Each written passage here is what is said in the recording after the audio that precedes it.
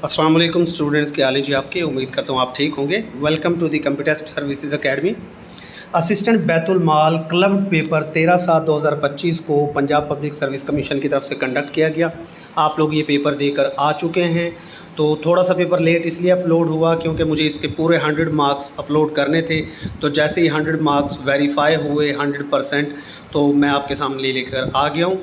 और इंशाल्लाह मेरी कोशिश है कि 100% डाटा ही आपके साथ शेयर किया जाए। बाकी द कंप्यूटर सर्विसेज एकेडमी का सुपर प्रीमियम स्पेशल बैच आज से स्टार्ट हो रहा है। इंशाल्लाह 9:30 बजे हमारी क्लास है, आप उसको ज्वाइन कर सकते हैं। डिस्क्रिप्शन में जाएं, वहाँ पर आपको व्हाट्सएप ग्रुप्स और डेमो लेक्चर्स मिल जाएंगे।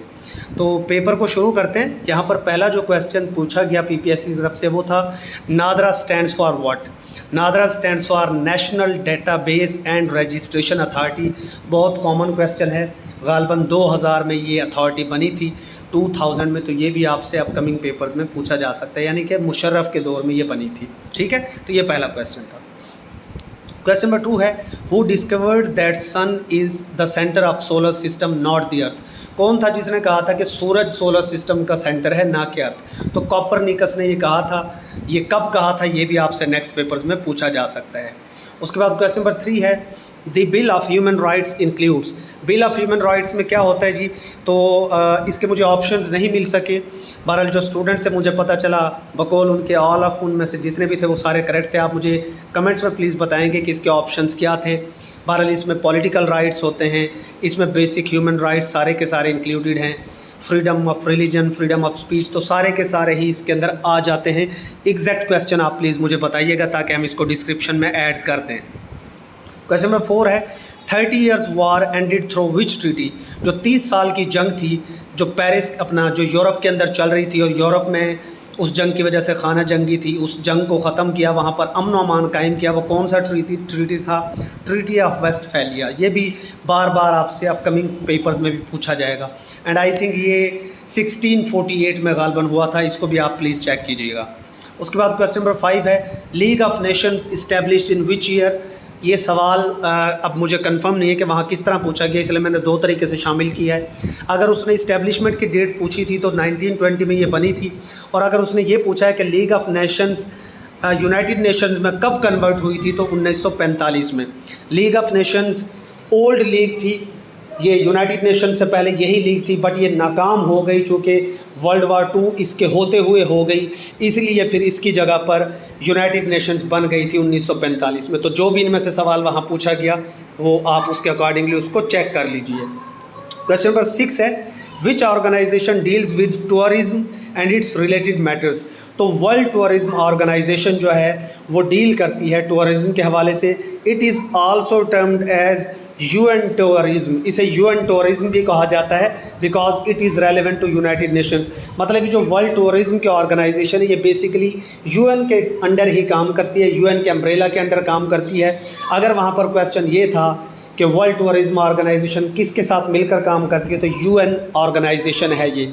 तो जिस तरह भी सवाल पूछा गया हर तरीके से ये सवाल आपका ठीक हो जाएगा। ठीक है। उसके बाद क्वेश्चन नंबर 7 बहुत कॉमन क्वेश्चन है NATO formed in which year. NATO कब बनी थी। नेटो 1949 में बनी थी।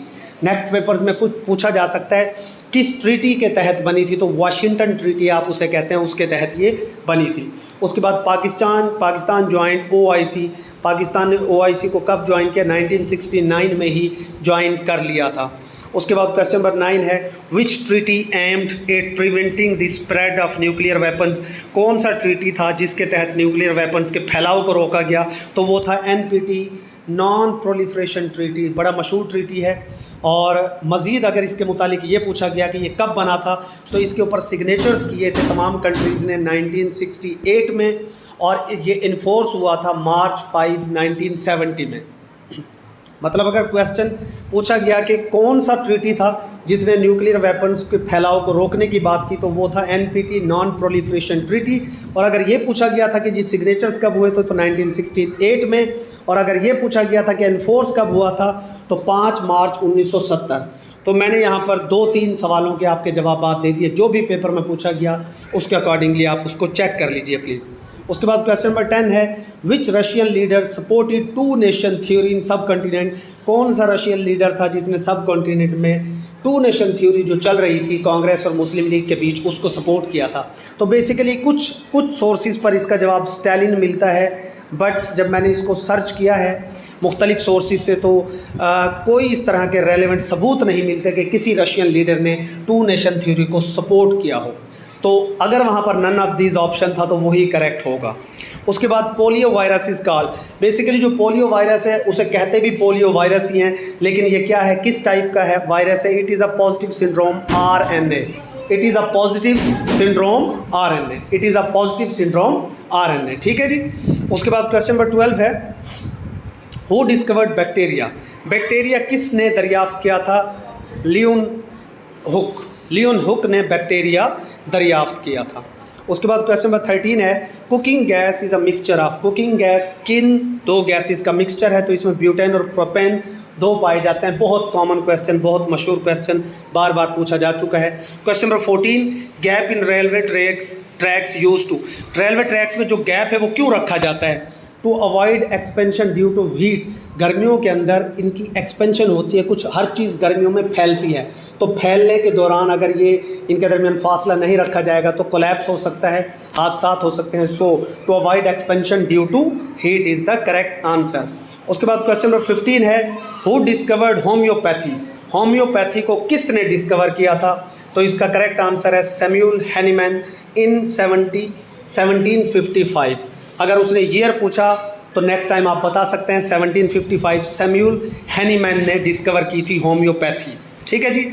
उसके बाद सोर्स ऑफ विटामिन डी क्या है? विटामिन डी का सोर्स, वहाँ पर वैसे तो आपको पता है कि विटामिन डी का सोर्स सनलाइट है, आपकी बॉडी को सनलाइट से विटामिन डी मिलता है, बट वहाँ पर जो ऑप्शंस दिए गए थे बकौल स्टूडेंट्स के, उनमें मीट करेक्ट आंसर है, क्योंकि आपको मीट से ख़ास तौर पर विटामिन D3 मिल जाता है। मीट से आपको कौन सा मिल जाता है? Vitamin D3। विटामिन D3 आप जस्ट अ मिनट प्लीज़। तो कहाँ पर पहुँच गए? हाँ जी, क्वेश्चन नंबर 16 में आपको करवा रहा था कि source of vitamin D is. Vitamin D का सोर्स कौन सा है जी? विटामिन डी आपको बहुत ज़्यादा मिलता है मीट में। ठीक है, स्पेशली आपको विटामिन D3 वहाँ से काफ़ी मिल जाता है। वैसे आपको विटामिन डी सूरज की रोशनी से मिलता है। बार बार ये क्वेश्चन पूछा जाएगा अपकमिंग डेज में।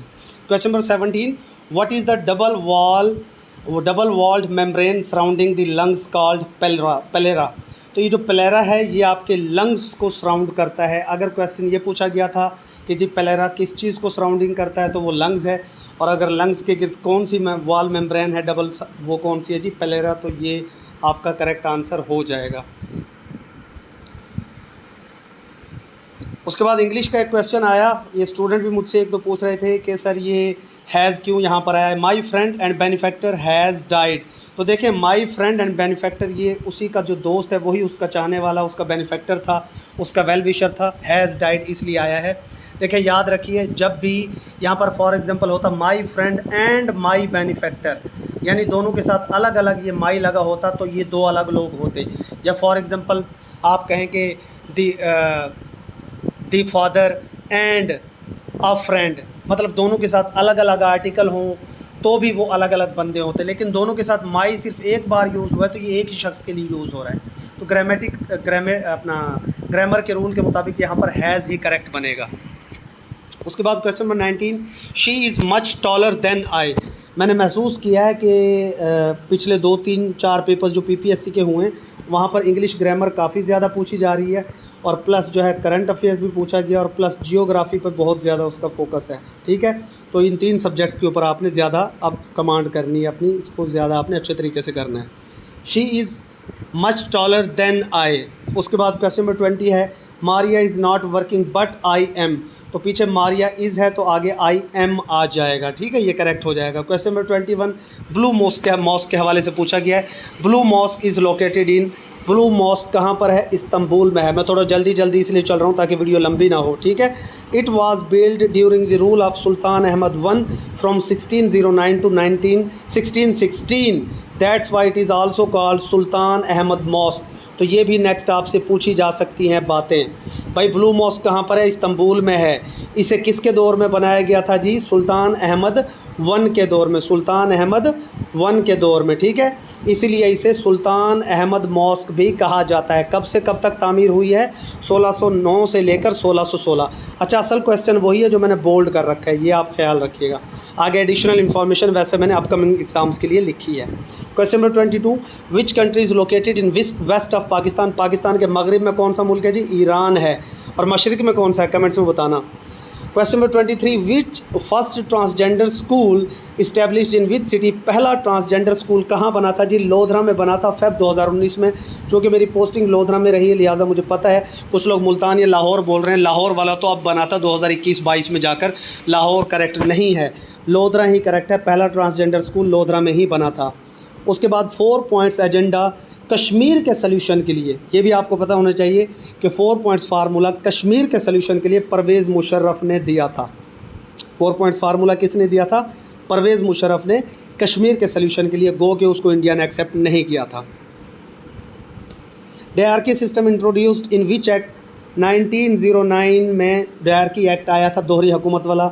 डिटेल लेक्चर मेरा इसके ऊपर मौजूद है। उसके बाद क्वेश्चन नंबर 26 है, दी जो कहते हैं ना करिश्माती leader, the charismatic leader Quaid-e-Azam Mohammad Ali Jinnah and the creation of Pakistan book किसने लिखी थी? सिकंदर हयात खान साहब ने लिखी थी। बड़ी मशहूर किताब है, पढ़िएगा ज़रूर इसको। क्वेश्चन नंबर 27 है, नदवतुल उलमा इस्लाम इस्टेब्लिश्ड इन विच ईयर? भाई नदवतुल उलमा इस्लाम के ऊपर जो काम है वो 1893 में स्टार्ट हो गया था, लेकिन प्रॉपर ये स्टार्ट हुई थी 1898 में। अगर वहाँ पर 1893 या 94 का ऑप्शन था तो वही करेक्ट होगा, और अगर ये ऑप्शंस नहीं थे तो 1898 भी करेक्ट माना जाता है। बहरहाल इसकी शुरुआत 1893 में हो गई थी, प्रॉपर फंक्शनिंग 1898 में जाकर मुकम्मल हुई थी, ठीक है। जैसे हम ज़कात की बात करते हैं कि ज़कात के अहकामात जो है 2 हिजरी में आ गए थे ना ज़कात के अहकामात, लेकिन प्रॉपर इसकी इम्प्लीमेंटेशन 8 से 9 हिजरी में जाकर हुई थी, ठीक है। उसके बाद क्वेश्चन नंबर 28 है, day of deliverance celebrated in which year? Day of deliverance किस साल मनाया गया था?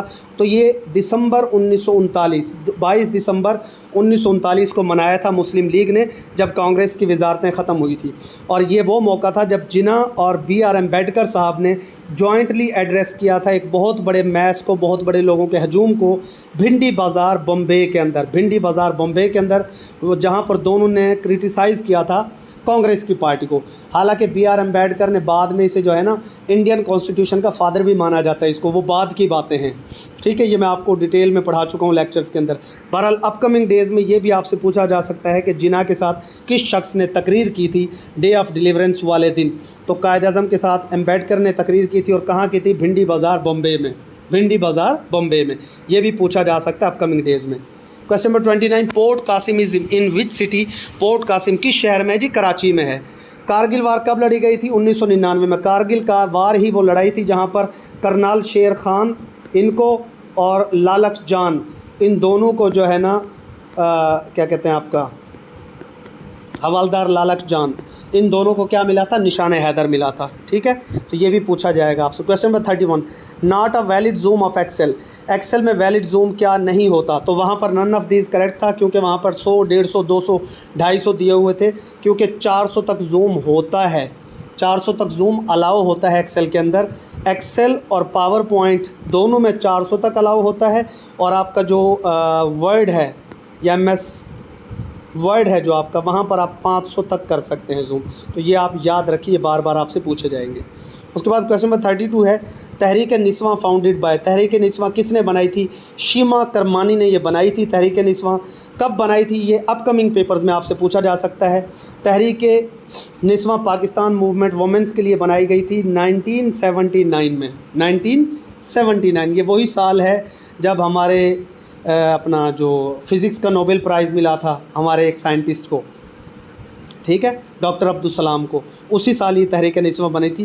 वेमेंस के हवाले से ये मूवमेंट थी, और किसने बनाई थी? शीमा करमानी ने। और ये क्या थी? एक वेमेन राइट्स एक्टिविस्ट थी ये, और एक प्रोफेशनल डांसर भी थी। फ्यूचर में ये सवालात आपसे पूछे जा सकते हैं।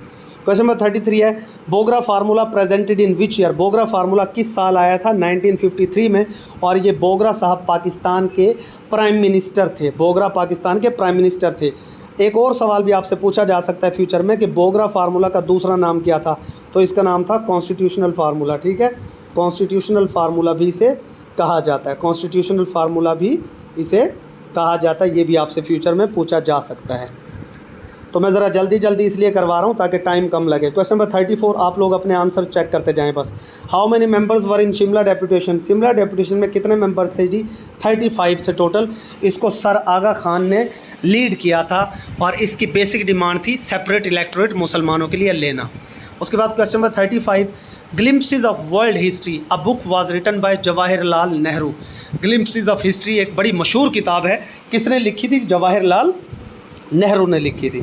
उसके बाद question number 36, first mechanical calculator was invented by Blaise Pascal, बहुत मशहूर क्वेश्चन है। Question number 37, he did not give up hoping, तो he did not give up hoping, वहाँ पर ऑप्शन थे टू होप था गालबन, ठीक है, उसके बाद होप्ड था। तो ये डिड नॉट गिव अप के साथ या गेव अप के साथ ना हमेशा जिरंड फॉर्म ही आती है, एंड में जिरंड आता है, ING जिरंड फॉर्म आपका। ही did not give up hopping, जैसे हम कहते हैं ना कि ही गेव अप, तो एंड में क्या होता है? टू स्मोक या स्मोकिंग, तो ऑफ कोर्स आप कहते हैं स्मोकिंग। क्या कहते हैं आप? स्मोकिंग। तो इस तरीके से ही did not give up hoping is the correct answer. उसके बाद 38 एक क्वेश्चन पूछा गया, Mackenzie Scott is an, Mackenzie Scott कौन है जी? एक तो ये बात है कि ये अमेरिकन है, अगर उसकी नेशनैलिटी पूछी गई थी तो ये अमेरिकन है, और अगर उसका काम पूछा गया था तो ये एक नॉवलिस्ट है। क्या है? ये एक नॉवलिस्ट है। उसके बाद ये फिलैंथ्रोपिस्ट भी हैं, यानी ये इंसानी हकूक़ के लिए भी काम करते हैं। नीचे मैंने डिटेल भी लिखी है। Mackenzie Scott is an American philanthropist, author भी हैं, ये नॉवलिस्ट भी हैं, और ये फॉर्मर वाइफ हैं किन की? जेफ बेजोस की, जो फाउंडर हैं अमेज़ॉन के।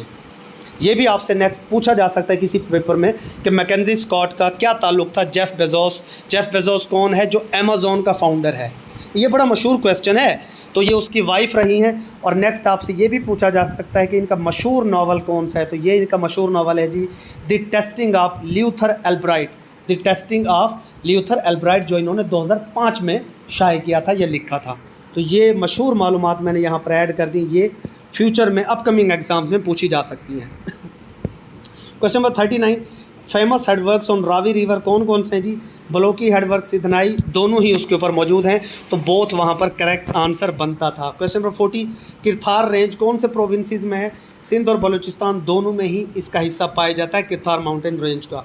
क्वेश्चन नंबर 41 है, Sudirman range is in which country? तो भाई सुद्रीमैन या सडरीमैन जो रेंज है ये इंडोनेशिया मुल्क के अंदर मौजूद है, और इसका एक और नाम भी है, Sudirman range is also known as Jaya Wijaya mountain. तो ये भी आपसे पूछा जा सकता है नेक्स्ट पेपर्स में कि देखें ना, वो सडरीमैन रेंज तो उसने पूछ लिया, हो सकता है नेक्स्ट टाइम वो यही पूछ ले कि जया विजया माउंटेन कहाँ पाई जाती है, तो वो इसी का दूसरा नाम है, इंडोनेशिया में पाई जाती है। तो आपसे एक ही सवाल को घुमा फिरा के पूछ रहा है आजकल PPSC।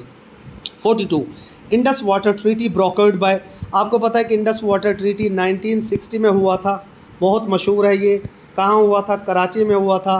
पाकिस्तान इंडिया के दरमियान किसने ये करवाया था? मुआहदा वर्ल्ड बैंक की हेल्प से हुआ था। पाकिस्तान को क्या मिला था जी? ICJ, ये मैं निशानी बताता हूँ, I से इंडस, C से जहलम, C से चनाब, G से जहलम, और इंडिया को मिला था सबर। इंडिया को क्या मिला था? सबर। S से आपका सतलुज, B से ब्यास, और R से रावी। इस तरीके से मैंने आपको लेक्चर के अंदर पढ़ाया हुआ है।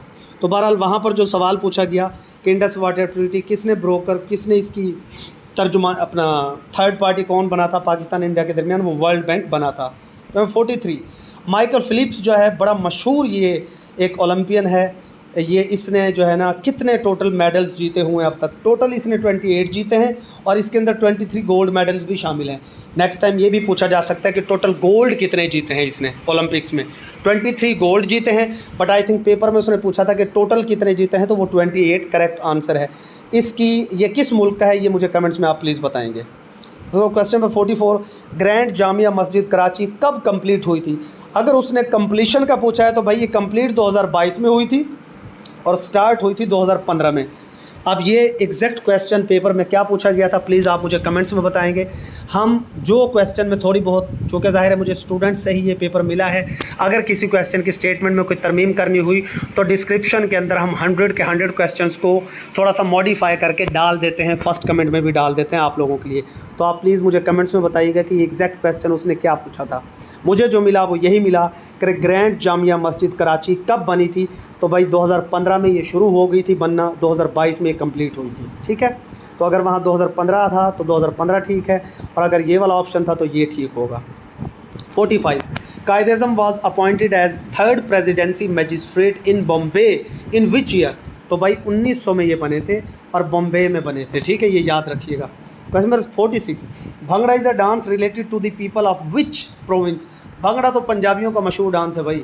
उसके बाद question number 47 if he works hard, अगर वो मेहनत करता है, ही विल गेट सक्सेस, तो वो कामयाब हो जाएगा। मैंने आपको इंग्लिश में ग्रामर के अंदर बड़ा बेहतरीन तरीके से ये रूल्स पढ़ा रखे हैं कि हमेशा प्रेजेंट और फ्यूचर का ही कम्बिनेशन बनता है, याद रखिएगा ये रूल है, हमेशा प्रेजेंट फ्यूचर ही इकट्ठा होता है। ठीक है। 48 Hassan al Banna assassinated in which year, Hassan al Banna को मार दिया गया था, कत्ल कर दिया गया था कब, 1949 में।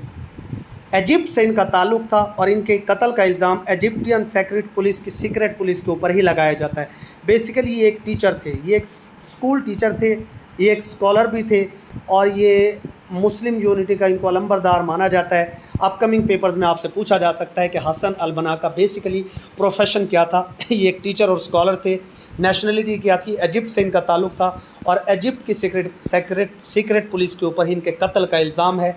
1949 में इनको कत्ल किया गया था। ठीक है, तो बड़ी एक मशहूर शख्सियत है, इनके बारे में ज़रूर पढ़िएगा।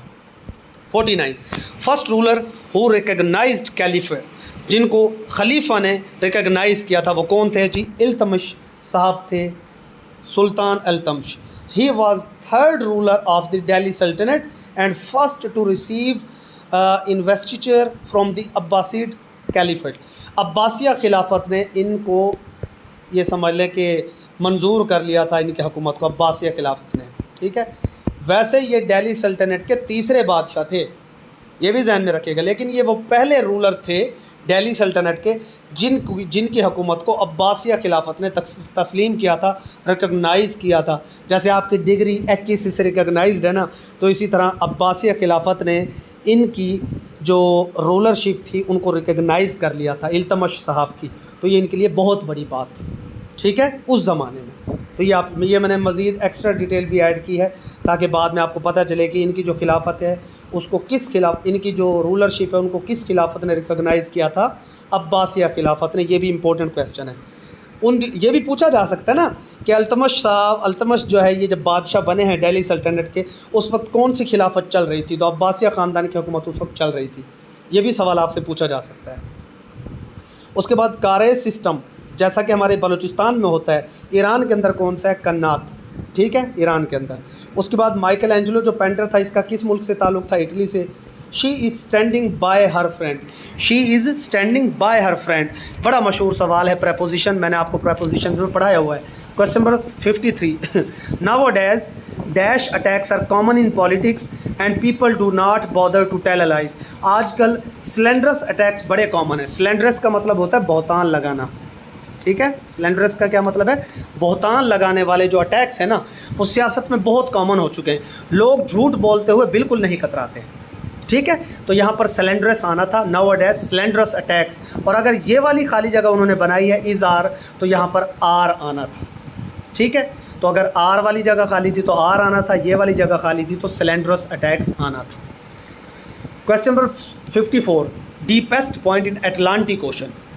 पहले वो आपसे पैसिफिक ओशन का पूछता था जो कि मरियाना ट्रेंच है, लेकिन इस बार उसने पूछा है अटलांटिक ओशन का। तो अटलांटिक ओशन का जो डीपेस्ट पॉइंट है वो है Puerto Rico trench, Puerto Rico trench. ठीक है, अब पुएर्टो रिको ट्रेंच के अंदर भी मज़ीद अगर उसकी डिटेल आपसे नेक्स्ट टाइम पूछी जाए तो Milwaukee Deep is the deepest point within Puerto Rico trench. तो ये भी आपसे अपकमिंग एग्जाम्स में पूछा जा सकता है। अटलांटिक ओशन का ओवरऑल डीपेस्ट पॉइंट है पुएर्टो रिको ट्रेंच, गालबन पेपर में यही पूछा गया था। लेकिन अगर एग्जैक्ट पॉइंट पूछा जाए तो वो है मिल्वेको डीप। मिल्वैको डीप, ठीक है। पुएर्टो रिको ट्रेंच के अंदर है मिल्वैको डीप, ओके। पेपर में बहरहाल ये वाला ही पूछा गया था, इसके अंदर मजीद फिर मिल्वैको डीप हो जाता है। Question number 55, she dash the driving test to get a licence, उसको लाइसेंस हासिल करने के लिए ड्राइविंग टेस्ट पास करना पड़ेगा, हैज़ टू पास, जहाँ पर शर्त होती है हैज़ टू हैव टू लगता है। Question number 56, number of lanes on standard track, जो आपका रनिंग ट्रैक होता है ना, जिसमें एथलीट्स यूँ रनिंग करते हैं, उसके अंदर कितनी लेन्स होती हैं टोटल, तो 8 लेन्स उसके अंदर होती है। कितनी होती है, 2 3 4 5, इस तरीके से 8 लेन्स वहाँ पर होती है दौड़ने के लिए। तो number of lanes on standard track, running track के ऊपर कितनी होती हैं, 8 होती हैं। Question number 57, she is not willing to reveal the identity of her informant, वो राज़ी नहीं है कि अपने मुखबर की आइडेंटिटी या शनाख्त ज़ाहिर करे। She is not willing to, अगर यहाँ पर ये वाला खाली जगह पूछी गई थी तो टू आएगा, और अगर पूछा गया था she is not willing to reveal the identity of her dash, तो यहाँ पर क्या आना था, इन्फॉर्मेंट, ठीक है। Question number 58, you need to write your mobile number, आपको ज़रूरत है लाजमी तौर पर अपना मोबाइल नंबर लिखने की, while home address is dash, home address क्या है, ऑप्शनल है, ठीक है। तो ये आना था वहाँ पर। क्वेश्चन 59, कंप्यूटर का सवाल है, which is the part of computer that controls the operation of all other parts, computer का दिमाग कहा जाता है, जैसे हमारे जिस्म को ओवरऑल हमारा दिमाग कंट्रोल करता है, इसी कंप्यूटर को CPU central processing unit computer का दिमाग है, यही उसकी ओवरऑल कंट्रोलिंग करता है। Question number 60, the rest stroke volume पर बीट ऑफ हार्ट का जो पर बीट स्ट्रोक वॉल्यूम है वो कितना है, 60 to 80 ml, बहुत मशहूर सवाल है ये भी। 61, which function can be used to calculate the monthly mortgage payment, अगर आप MS ऑफिस में काम कर रहे हैं और मंथली मॉर्गेज पेमेंट आपने निकालनी है तो कौन सा फंक्शन वहाँ पर यूज़ होगा, PMT पेमेंट को जाहिर करता है, ठीक है। Question number 62, which is Pakistani news agency, तो APP पाकिस्तानी न्यूज़ एजेंसी है, एसोसिएटेड प्रेस ऑफ पाकिस्तान, अगर वहाँ पर APP था या API था, बहरहाल जो भी था वही करेक्ट आंसर होगा। Question number 63, sentence is the basic unit of academic writing, इस क्वेश्चन की मुझे थोड़ी समझ नहीं आई, स्टूडेंट से शेयर हुआ है, इसको प्लीज़ क्लियर कीजिएगा कि ये सवाल वहाँ किस तरह पूछा गया। बहरहाल जो मुझे मिला, sentence is the basic unit of academic writing, वहाँ पर अगर ऑप्शन था तो वो करेक्ट था। Question number 64, the practice of protecting people, systems and data from cyber attacks is called cyber security, तो ये तो AD टीपा के पेपर में भी था question. 65, she is stringing you, she is stringing you along, she is stringing you, वो तुम्हें क्या कर रही है, मिसलीड कर रही है। स्ट्रिंगलिंग यू का मतलब होता है धोखा देना, मिसलीड करना। 66, सार्क इज़ रिलेटेड टू, तो भाई सार्क जो है क्या है, ये 1985 में बनी थी, आपको पता है सार्क, ठीक है, और साउथ एशिया की ही ये क्या है, ऑर्गेनाइजेशन है, regional organization. Question number 67, the ruler of Junagadh, Junagadh का रूलर कौन था जब पाकिस्तान और हिंदुस्तान की तकसीम हुई, तो वो एक मुसलमान था, नाम उसका क्या था, नेक्स्ट पेपर में पूछा जा सकता है, मोहम्मद मोहब्बत खान, मोहम्मद मोहब्बत खान G3 ये पूछा जा सकता है, मोहब्बत खान आपने याद रखना है, मोहम्मद मोहब्बत खान G3, और इनकी जो हुकूमत रही है 1911 से 1948 तक रही जूनागढ़ में। तो जूनागढ़ का जो लीडर था वो कौन था, रूलर मुसलमान था, और इसने पाकिस्तान से इलाक़ करने की कोशिश की थी, ठीक है। Question number 68, after creating the table which of the following is correct, जब आप टेबल आप बना लेते हैं तो कौन सी इनमें से स्टेटमेंट करेक्ट है। Fields can be added and deleted as needed, आप फील्ड्स को ऐड भी कर सकते हैं, डिलीट भी कर सकते हैं अपनी ज़रूरत के मुताबिक, यही करेक्ट था। 69, which is use as buffer of environment, environment के बफर के तौर पर क्या यूज़ होते हैं भाई, ट्रीज़, दरख्त वाला ऑप्शन ठीक है। 70, a non metal which is good conductor of heat and electricity is called graphite, non metal जो अच्छा कंडक्टर है, हीट का भी इलेक्ट्रिसिटी, कंडक्टर होता ही वही है जिसमें से हरारत भी गुजर जाए और इलेक्ट्रिसिटी भी गुजर जाए, तो वो क्या है, ग्रेफाइट है। 71, John said to his mother I shall go to bed now, इसको आपने इसकी स्पीच को चेंज करना था, तो John said to his mother, order तो देगा नहीं माँ को, John told to his mother, John told his mother, John ने अपनी माँ को बताया दैट, आई शैल गो की जगह पर आ जाएगा that he would go to bed then, now की जगह पर देन आ जाता है और शैल गो की जगह पर वुड गो आ जाएगा, क्योंकि सेड है, आपने इसको पास्ट में चेंज करना होता है। जब मैं आपको रूल्स के अंदर पढ़ा चुका हूँ डायरेक्ट इनडायरेक्ट में। तो भाई जिसने सेशन प्रॉपर ले रखे है उसके लिए बड़ा आसान हो जाता है पेपर। बाठा वैली जो है वो कहाँ पर है? मक्का रियाज के अंदर मौजूद है। ये बट्ठा है या बाठा है, जो भी इसको आप पढ़ते हैं, प्लीज़ प्रोनाउंसिएशन के लिए माजरत है। उसके बाद क्वेश्चन नंबर 73 है, Matthew said let us go for picnic. Matthew ने कहा हमें पिकनिक के लिए जाना चाहिए। तो वो प्रपोज कर रहा है, सजेशन दे रहा है ना। Matthew proposed that they should go for a picnic, तो यही करेक्ट आंसर था। Question number 74, which one is the largest river by volume. दुनिया का सबसे बड़ा रिवर वॉल्यूम के हिसाब से कौन सा है? तो अमेजॉन रिवर है भाई, मशहूर सवाल। उसके बाद question number 75, which is responsible for social, environmental, economic and financial planning particularly in developing countries. कौन सी एजेंसी है यूएनओ की जो सोशल चीज़ों को भी देखती है, इन्वायरमेंट को भी देखती है, इकोनॉमी को भी, फाइनेंशियल प्लानिंग को भी, ख़ास तौर पर जो डेवलपिंग कंट्रीज़ हैं, तरक्की पजीर ममालिक हैं, तो वो कौन सी है जी? UN agency on social and economic. ये वहाँ पर ऑप्शन कोई था। एग्जैक्ट आंसर क्या है? जो एग्जैक्ट चीज़ है वो है United Nations Department of economics and Social affairs, UNDESA, UNDSA। वहाँ पर ऑप्शन 12 मेरे ख्याल से ये था, UN agency on social and economic affairs, united agency on social and economic affairs. तो एग्जैक्ट ये है United Nations Department of Economic and Social Affairs. Question number 76, current affairs का क्वेश्चन। Current president of United Nations General Assembly. United Nations की जो general assembly है, वैसे United Nations का तो एंटोनियो ग्यूतरेस है प्रेसिडेंट, लेकिन जनरल असेंबली का प्रेसिडेंट कौन है? तो ये जी फ्लेमिन यंग है जो इस वक्त मौजूद है, ठीक है। उसके बाद मैथमेटिक्स स्टार्ट हो जाती है। 77, the cost of fencing a square park. एक मुरब्बी शक्ल का पार्क है जिसकी साइड 50 मीटर है, तो 8 रुपये पर मीटर के रेट से अगर उसकी फेंसिंग करनी है तो टोटल पैसा कितना लगेगा? भाई एक साइड उसकी एक साइड उसकी 50 मीटर पर है, तो 4 साइडें हैं ना, तो चारों साइडें 50-50 की होंगी हैं। पहले तो चारों साइडों को निकाल लो ना, 50-50-50, 50 ज़रब 4 कितना हो गया? 200 मीटर टोटल हो गया। 8 रुपये मीटर है, तो भाई 8 रुपये मीटर है तो 200 को 8 से ज़रब कर दो, क्योंकि टोटल 200 मीटर है। 200 ज़रब 8, 1600 रुपये का टोटल खर्च आएगा। तो मैथमेटिक्स के अंदर मैंने आपको इस तरह के सारे क्वेश्चंस पढ़ा रखे हैं सुपर प्रीमियम सेशन में, ठीक है। तो मैथ के अंदर आपको कोई प्रॉब्लम नहीं आएगा। अल्हम्दुलिल्लाह अकेडमी के स्टूडेंट्स जो सारे हैं वो 7-8 क्वेश्चन जो मैथ के आते हैं कभी उनका गलत नहीं होता। मैथ और इंग्लिश में तो आप मार नहीं खाते, जियोग्राफी में भी मार नहीं खाते। कभी कभी उर्दू के न्यू क्वेश्चन आपको मुश्किलात दे जाते हैं, उसकी इंशाल्लाह उसका भी कोई हल निकालते हैं। उसके बाद क्वेश्चन नंबर 78 है, अ बस cover the distance of 400 kilometre.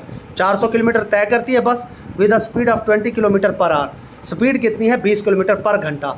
In how much time, कितने टाइम में वो ये फासला तय करेंगे? तो भाई टाइम उसने पूछा है, 400 किलोमीटर सफ़र है, स्पीड इतनी है, तो टाइम जब उसने पूछा है तो जो उसका टोटल सफ़र है उसको स्पीड पे तकसीम कर दो।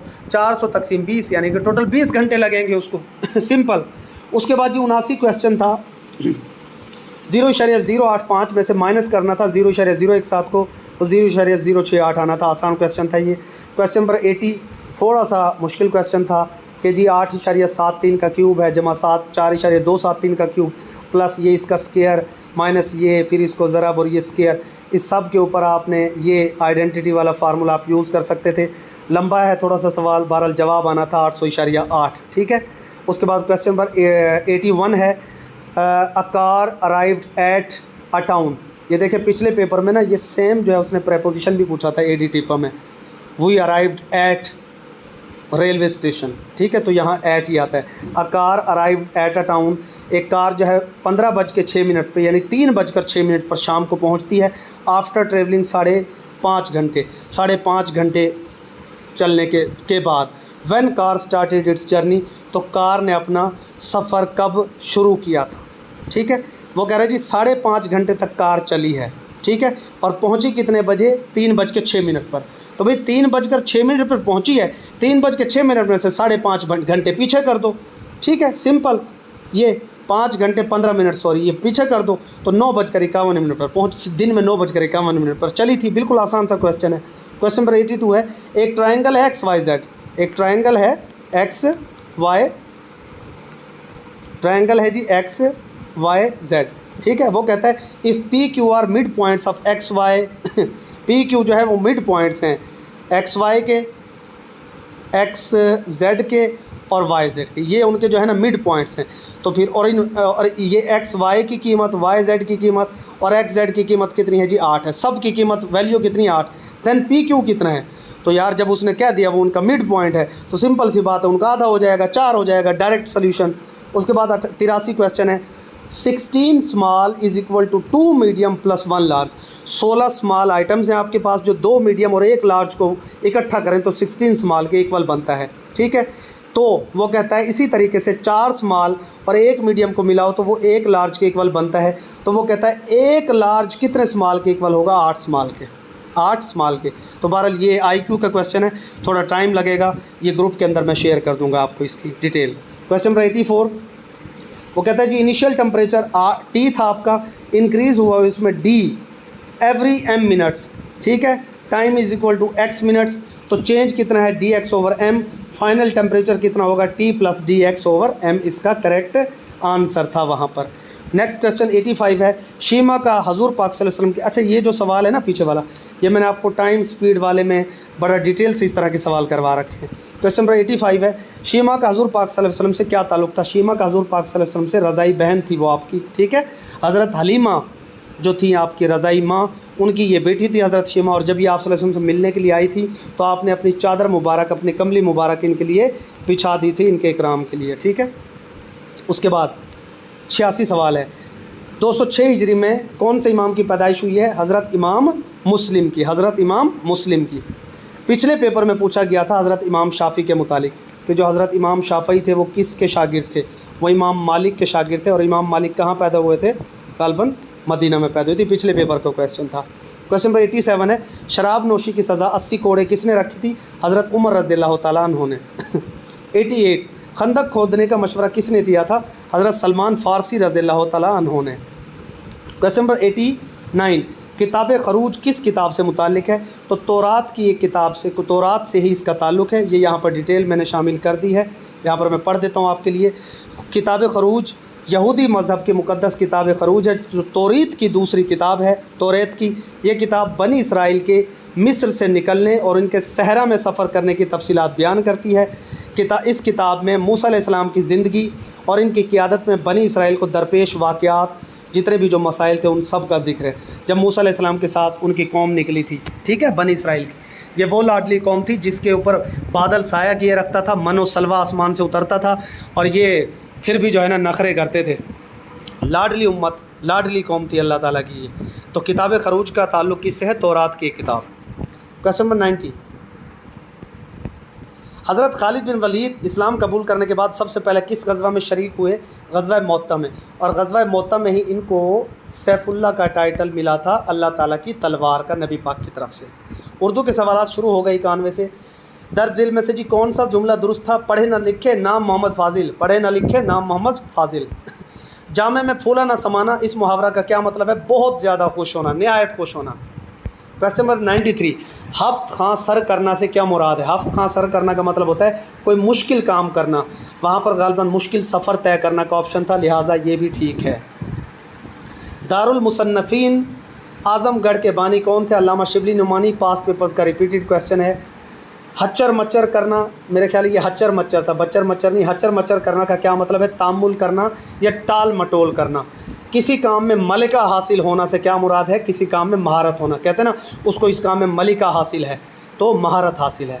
उसके बाद क्वेश्चन नंबर 97 कलाम में ऐसा लफ्ज़ लाना जिसके दो मानी हो, करीब और बईद, उसको क्या कहते हैं। सनत इहाम या सनत अबहाम। सनत अबहाम है ये वर्ड, ठीक है। कोई ऐसा लफ्ज़ कि जिसको आप पहले पढ़ें तो आपको कोई और मतलब महसूस हो, लेकिन हकीकत में उसका कोई और मतलब भी बनता हो, यानी दो मानी बनते हों, उसको कहते हैं सनत अबहाम। इबहाम कहते हैं ना शक व शुबा, तो शक व शुबा पैदा करता है ऐसा लफ्ज़। 98 वो ख़ास नाम जो माँ या बाप या बेटे बेटी की निस्बत ज़ाहिर करे उसको कुनियत कहते हैं। जैसे नबी पाक की क्या थी, अबुल कासिम, अबुल कासिम, इसको कुनियत कहा जाता है। उसके बाद आरामदान का क्या मतलब है जी, आराम करने की जगह कुर्सी वहाँ पर मौजूद था। ऑप्शन 100 क्वेश्चन वो लफ्ज़, अगर वहाँ पर लफ्ज़ था, ये सवाल मैं पढ़ रहा हूँ, वो लफ्ज़ जो खुद मानी नहीं देता बल्कि किसी और के साथ मिलकर मानी देता तो उसे आप हर्फ कहते हैं। लेकिन अगर वहाँ पर फ़ेल का लफ्ज़ था तो फिर इमदादी फ़ेल होगा। अभी मुझे एग्जैक्ट क्वेश्चन का नहीं पता, अगर वहाँ पर फ़ेल के हवाले से पूछा गया तो इमदादी फ़ेल, और अगर वैसे पूछा गया तो हर्फ इसका करेक्ट आंसर है। अब जिन क्वेश्चंस पे डाउट है आप प्लीज़ जिन लोगों ने पेपर दिया था मुझे वो बताएंगे, ताकि हम उन्हें फर्स्ट कमेंट में पिन कर देंगे, ताकि एग्जैक्ट, ये कोशिश तो मैंने की है कि एग्जैक्ट आपको 100 क्वेश्चंस दिए जाएं। और वेरीफाइड आंसर बहुत खपना पड़ता है, क्वेश्चंस को वेरीफाई करना होता है, क्योंकि मुख्तलिफ़ जगहों पर मुख्तलिफ़ जवाबात भी होते हैं, कुछ चीज़ों को वेरीफाई हमने करना होता है, और वेरिफिकेशन के बाद ही हम पूरा पेपर आपके सामने लेकर आते हैं। एडिट टेपा का पेपर भी कल 100 मार्क्स का अल्हम्दुलिल्लाह अपलोड हो चुका था, उसको आप वॉच कर सकते हैं। पीछे भी हमने 2025 में काफ़ी सारे पेपर्स, आप प्लेलिस्ट देखिएगा, 2025 के पेपर्स की प्लेलिस्ट पड़ी हुई है। करियर काउंसलिंग की हमारी प्लेलिस्ट है, वहाँ पर आपको तमाम जॉब्स की जो जॉब डिस्क्रिप्शन है, उनकी सैलरी है, मराहत है, वो सारी बताई जाती हैं। हमारे जो सेशंस चल रहे हैं उनकी डिटेल भी आप चेक कीजिए, डिस्क्रिप्शन के अंदर जाएं, वहाँ पर हमारे सेशंस की डिटेल है, व्हाट्सएप नंबर लीजिए, और आज से हमारा जो सेशन शुरू हो रहा है, जो बैच, उसको आप ज्वाइन कर सकते हैं। उसके अंदर आपको assistant election commissioner, SDOs, CCD जो आजकल बड़ी छाई हुई है, उसके अंदर भी जॉब ज़रूर आएंगी। फ़िलहाल वहाँ पर जो भर्तियाँ की गई वो पंजाब पुलिस से की गई, बट वहाँ पर डायरेक्ट भर्तियाँ भी आएंगी जैसे पीरा फोर्स के अंदर आई हैं। तो उसका सेशन हमारा आज स्टार्ट हो रहा है, उसको आप ज्वाइन कीजिए। स्टे ब्लेस्ड, अल्लाह हाफिज़।